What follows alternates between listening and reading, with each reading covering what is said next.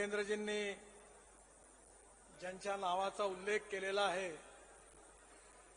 असे सर्व सन्माननीय नेते मंडळी, आदरणीय व्यासपीठ आणि कार्यकर्ता बंधूंना आणि भगिनींना, उशीर बराच झाला असल्यामुळे मी कमी वेळातच माझं बोलणं समाप्त करणार आहे।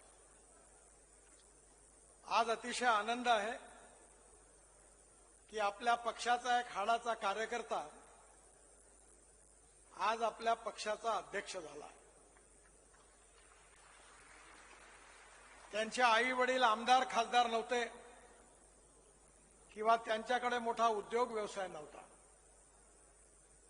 खरं म्हणजे 2009 साली मी ज्यावेळी भारतीय जनता पार्टीचा महाराष्ट्राचा अध्यक्ष होतो तेव्हा विधानसभेच्या निवडणुकीमध्ये सगळ्यात शेवटी निर्णय झाला डोंबिवलीचा,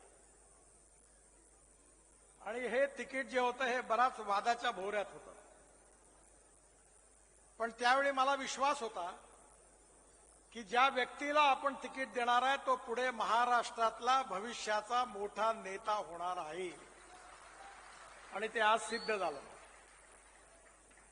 खरं म्हणजे योगायोग असा आहे की मी ज्यावेळी अध्यक्ष झालो आणि ज्यावेळी डोंबिवलीमध्ये गेलो होतो तेव्हा रवींद्र चव्हाण ऑटो रिक्षा युनियनचे अध्यक्ष होते आणि त्यांनी ऑटो रिक्षा बरोबर माझी मोठी यात्रा काढली होती। आता ऑटो रिक्षाशी महाराष्ट्र भाजपचं काय नातं आहे मला माहिती नाही, पण चंद्रशेखर बावनकुळे यांना जेव्हा भारतीय जनता पार्टीने आणलं तेव्हा ते ऑटो रिक्षा चालक होते। म्हणजे ऑटो रिक्षा चालक ते ऑटो रिक्षा युनियनचा नेता असा हा 10 वर्षातला प्रवास आहे। मला विशेष रूपाने आनंद आहे की भारतीय जनता पार्टी ही कार्यकर्त्यांची पार्टी आहे, आणि ही कार्यकर्त्याची पार्टी असल्यामुळे सामान्य कार्यकर्ता ज्यांनी शून्यापासून सुरुवात केली तो या पार्टीचा अध्यक्ष होऊ शकतो। हे केवळ भारतीय जनता पार्टीतच होऊ शकतं, दुसऱ्या कुठल्याही पार्टीत संभव नाही। चंद्रशेखर बावनकुळे यांनी अतिशय कठीण याच्यामध्ये आपला कार्याचा शुभारंभ केला। पहिल्यांदा ज्यावेळी ते ऑटो रिक्षा चालवते त्यावेळी मी त्यांना बोलवलं आणि जिल्हा परिषदेला उभं राहायला सांगितलं। ते म्हणाले माझ्याजवळ पैसे नाहीये। म्हटलं काळजी करू नको, उभा राहतो। एक संघर्षशील गरीब परिवारातला, सामान्य परिवारातला कार्यकर्ता या पार्टीमध्ये आपल्या कार्याच्या भरोशावर किती मोठा होऊ शकतो याचं उत्तम उदाहरण चंद्रशेखर बावनकुळे आहे। आणि अतिशय निरपेक्ष निस्वार्थी भावनेनी आपल्या प्रकृतीकडेही लक्ष न देता त्यांनी पूर्णपणे भारतीय जनता पार्टीकरता स्वतःला झोकून दिलं, रात्रंदिवस प्रवास केला आणि त्यांच्या नेतृत्वाखाली आपल्या पार्टीला विशाल स्वरूप महाराष्ट्रात प्राप्त झालं आणि विधानसभेमध्ये अभूतपूर्व यश प्राप्त झालं। चंद्रशेखर बावनकुळे यांच्या या कार्याबद्दल मी त्यांना मनापासून धन्यवाद देतो। आणि रवींद्र चव्हाणच्या रूपाने तळागाळातला कार्यकर्ता म्हणून त्यांनी कोकणामध्ये, मला आठवतं, गावागावामध्ये जाऊन अतिशय प्रतिकूल परिस्थितीमध्ये आपल्या संघटनेचा विस्तार केला, संघर्ष केला, पालघरमध्ये असेल परिश्रम केले, मेहनत केली आणि उत्तम यश पार्टीला मिळवून दिलं। खरं म्हणजे मी नेहमी म्हणतो की देव दुर्लभ कार्यकर्ते हीच भारतीय जनता पार्टीची सगळ्यात मोठी संपत्ती आहे। आपला पक्ष कोणाच्या सहानुभूतीमुळे आणि कोणाच्या आशीर्वादामुळे मोठा नाही झाला। हा पक्ष मोठा झाला लाखो करोडो कार्यकर्त्यांच्या परिश्रमामुळे, त्यागामुळे आणि बलिदानामुळे। आणि म्हणून आपल्यातला एक कार्यकर्ता आज अध्यक्ष झाला याचा आपल्या सगळ्यांना खूप आनंद आहे। एकीकडे देवेंद्रजीच्या नेतृत्वाखाली महाराष्ट्राला विकसित महाराष्ट्र घडवण्याचा संकल्प आपण केलेला आहे। महाराष्ट्राचा आर्थिक विकास करत असताना या महाराष्ट्रातले गाव, गरीब, मजदूर, शेतकरी यांचा सर्वांगीण विकास कसा होईल आणि त्याचबरोबर सुखी, समृद्ध, संपन्न आणि देशातलं पहिल्या नंबरचं प्रगतिशील राज्य महाराष्ट्र कसं होईल याचा सातत्याने देवेंद्रजीच्या नेतृत्वाखाली महाराष्ट्र ते कार्य करत आहे. आज महाराष्ट्राचं चित्र बदललेलं आहे. देशाचंही चित्र बदललेलं आहे. 1947 साली आपल्याला स्वातंत्र्य मिळालं. काँग्रेस पक्षाला 60 वर्ष संधी मिळाली. पण काँग्रेस पार्टी जे 60 वर्षात करू शकली नाही ते 11 वर्षामध्ये मोदींच्या नेतृत्वाखाली आपल्या सरकारने करून दाखवलं. ते जनतेच्या समोर आहे. पण आपल्याला अजून पुढे जास्त काम करायचं आहे. जगातली तिसरी अर्थव्यवस्था भारताची झाली पाहिजे हे मोदीजींचं स्वप्न आहे. $5 ट्रिलियन इकॉनॉमी झाली पाहिजे हे स्वप्न आहे. विश्वगुरु भारत झाला पाहिजे हे स्वप्न आहे. आणि हे स्वप्न पूर्ण करण्यामध्ये सिंहाचा वाटा जर कोणाचा राहणार असेल तर तो देवेंद्रजीच्या नेतृत्वाखाली महाराष्ट्राचा राहणार आहे. जर महाराष्ट्र सुखी समृद्ध संपन्न झाला तर भारत देखील सुखी समृद्ध आणि संपन्न झाल्याशिवाय राहणार नाही.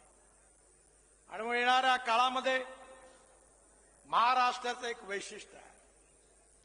आपल्या देशाला जो सामाजिक विचार दिलेला आहे ते थोर बाबासाहेब आंबेडकर, महात्मा ज्योतिबा फुले, राजर्षी शाहू महाराज, छत्रपती शिवाजी महाराज, स्वातंत्र्याच्या लढ्यामध्ये काम करणारे, त्याग करणारे क्रांतिकारक देशभक्त लोकमान्य टिळक, स्वातंत्र्यवीर सावरकर, या सगळ्यांच्या गौरवशाली इतिहास या महाराष्ट्राने लिहिलेला आहे.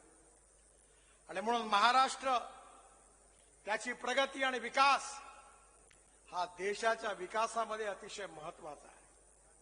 आणि म्हणून भारतीय जनता पार्टीला ही संधी मिळालेली आहे की या महाराष्ट्राचं भविष्य बदलवण्याची.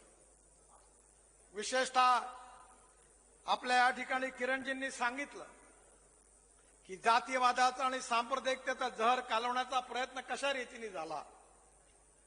पण कुठलाही माणूस त्याची जात, पंथ, धर्म, भाषा, सेक्स यांनी मोठा नाही तर त्याच्या गुणांनी मोठा आहे. याच्यावर भारतीय जनता पार्टीने नेहमी विश्वास ठेवला आहे. या समाजामधला जातीयवाद, अस्पृश्यता समूळ नष्ट झाली पाहिजे. आणि फुले, आंबेडकर, शाहू महाराजांच्या जीवनातलं जे उद्दिष्ट होतं ती सामाजिक समता आणि आर्थिक समता प्रस्थापित झाली पाहिजे. हे केवळ भाषणामधून नाही तर हे कृतीमधून दर्शवणारी कोणती पार्टी असेल तर भारतीय जनता पार्टी आहे. याचा आपल्या सगळ्यांना खूप अभिमान आहे. आणि येणाऱ्या काळामध्ये एकीकडे सामाजिक सद्भाव कायम ठेवून सामाजिक समता आणि आर्थिक समता प्रस्थापित करून दुसरीकडे गुड गव्हर्नन्स आणि विकासाच्या आधारावर महाराष्ट्राचा आणि देशाचा विकास करण्याचं आपलं उद्दिष्ट आहे.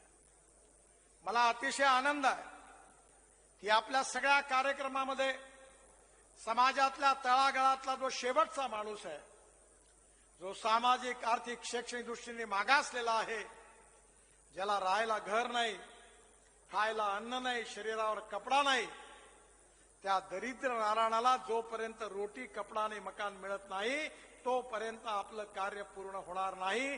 असं अंत्योदयाचं सामाजिक आर्थिक चिंतन ज्या पंडित दीनदयाल उपाध्यायांनी सांगितलं ते आपलं उद्दिष्ट आहे. आणि येणाऱ्या काळामध्ये ही मिळालेली जी सत्ता आहे केवळ राज बदलणं नाही, तो समाज बदलणं हे आमचं उद्दिष्ट आहे. आणि येणाऱ्या काळामध्ये महाराष्ट्रामध्ये सामाजिक आर्थिक परिवर्तन होत असताना 21व्या शतकातला महाराष्ट्र हा इन्फॉर्मेशन टेक्नॉलॉजी आणि बायोटेक्नॉलॉजीचा उपयोग करून इथला शेतकरी असेल, शेतमजूर असेल, या सगळ्यांचा विकास कसा होईल याचा इंटिग्रेटेड विचार देवेंद्रजीच्या नेतृत्वाखाली महाराष्ट्राच्या विकासाच्या दृष्टीमध्ये ठेवलेला आहे. आपण निश्चितपणे सामाजिक प्रगतीही करायची आहे, सामाजिक आर्थिक परिवर्तनही करायचं आहे आणि देशाच्या पुनर्निर्माणामध्ये महाराष्ट्राचं मोठं योगदान पण द्यायचं आहे. म्हणून एकीकडे देवेंद्रजीच्या नेतृत्वाखालील महाराष्ट्र सरकार आणि दुसरीकडे रवींद्र चव्हाण सारख्या तरुण नेतृत्वाखाली असणारी आपली पार्टी, या दोघांचा समन्वय साधून हे उद्दिष्ट आपल्याला पूर्ण करायचं आहे. येणारा काळ हा निश्चितपणे आपल्याला मोठा एक चॅलेंजिंग असा काळ आहे. कारण आपल्याला हे सिद्ध करून दाखवायचं आहे की छत्रपती शिवाजी महाराज आपलं दैवत आहे आणि त्यांची या ठिकाणी मोठी प्रतिकृती ठेवलेली आहे. आपण शिवाजी महाराजांच्या बद्दल म्हटलं जायचं की ते खऱ्या अर्थाने आदर्श राजे होते.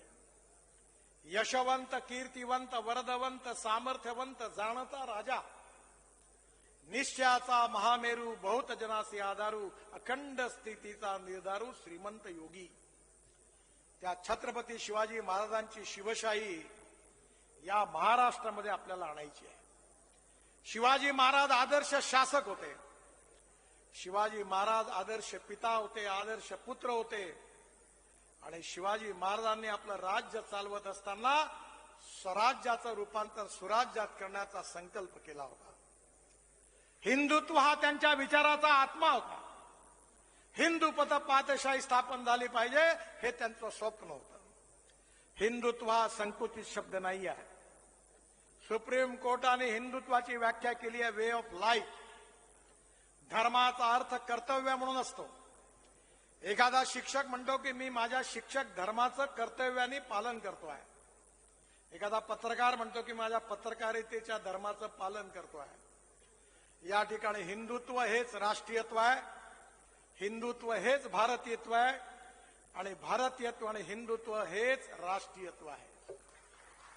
आणि म्हणून येणाऱ्या काळामध्ये हिंदुत्व म्हणजे कुठल्या धर्माच्या विरोधात नाही आहे. आपण ज्या सेक्युलर वादाचा प्रचार केला जातो त्याचा इंग्लिश डिक्शनरीमध्ये अर्थ आहे धर्मनिरपेक्षता.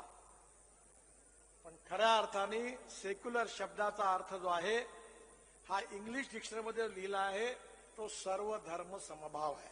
धर्मनिरपेक्षता नाही आहे. पण आपण प्रचार करताना धर्मनिरपेक्षता म्हणतो. सर्व जात, पंथ, धर्म, भाषा आणि सेक्स यांना कुठेही डिस्क्रिमिनेट न करता समतेच्या आधारावर, समरसतेच्या आधारावर सामाजिक आर्थिक परिवर्तनाचा आपण संकल्प केलेला आहे. पण सामाजिक परिवर्तन होत असताना राष्ट्रीय पुनर्निर्माण आणि त्याकरता 21व्या शतकातलं राजकारण हे विकासाचं राजकारण आहे. Water, power, transport, communication, agriculture, industry या सगळ्या क्षेत्रामध्ये उंच भरारी मारायची आहे. आज संपूर्ण विश्व आपल्याकडे, आपण सगळ्यात फास्टेस्ट ग्रोईंग इकॉनॉमी आहोत आणि मोठ्या आशेने बघत आहे. येणाऱ्या काळामध्ये मला विश्वास आहे की मी ज्या ऑटोमोबाईल इंडस्ट्री माझ्या डिपार्टमेंटच्या अंडर आहे ते आपलं जेव्हा सरकार आलं तेव्हा 13 कोटी रुपयाचा इंडस्ट्री होती. आज 22 लाख कोटी रुपयाची झाली आहे. आणि आता जगात आपण जपानला मागे टाकून 7व्या नंबरवर होतो, आता 3ऱ्या नंबरवर आलो आहे. आणि मी विश्वासाने सांगितलं की पुढल्या 5 वर्षात आपण पहिल्या नंबरवर आल्याशिवाय राहणार नाही.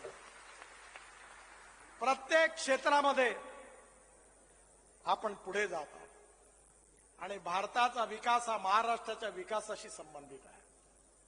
देवेंद्रजीच्या नेतृत्वाखालील प्रगतीशील, समृद्ध, संपन्न महाराष्ट्र आणि या विकासाला साथ देणारी एक कणखर, त्याचबरोबर ताकदवान, शक्तिशाली असं संघटन देखील तेवढंच आवश्यक आहे. आणि म्हणून या दोघांच्या समन्वयातून आपण शिवशाही या महाराष्ट्रात आणण्याचा संकल्प केलेला आहे. मोठ्या मोठ्या नेत्यांचं